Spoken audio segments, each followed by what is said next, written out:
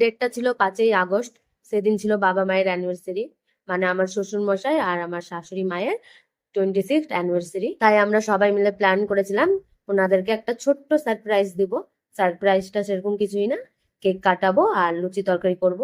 লুচি তরকারি করব সেটা জানতো মা বাবা, কিন্তু কেক কাটাবো সেটা জানতো না। এদিকে দুজা মিলে আমরা লুচি তরকারি করে নিলাম, আর এদিকে জ্যোতিও চলে এসেছে। আর কেকটা ওকেই আনতে বলেছিলাম, যেহেতু আগে আনলে গেলে মা বাবা বুঝে যাবে, ওই জন্য বলেছিলাম তুই যখন আসবি নিয়ে আসবি।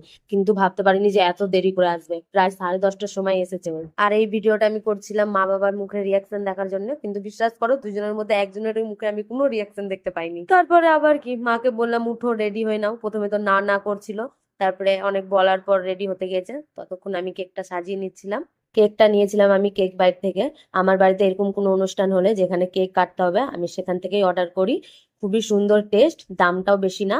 তোমরা যেমন ডিজাইন চাইবে তেমনই ডিজাইন করে দিবে। আর সম্পূর্ণ নিরামিষ, পুরো ফ্রেশ কেক।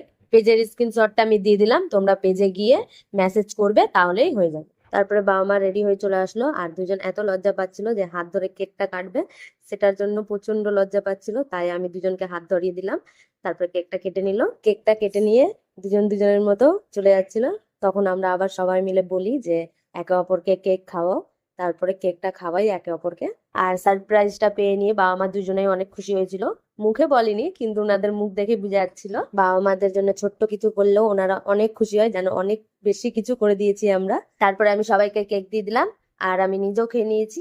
আমি তো অনেক মজাতে কেকটা খেয়েছি, কারণ আমার খুবই ভালো লেগেছে। কেকটা খেয়ে নিয়ে সবাই মিলে বসে পড়লাম লুচি তরকারি খাওয়ার জন্য।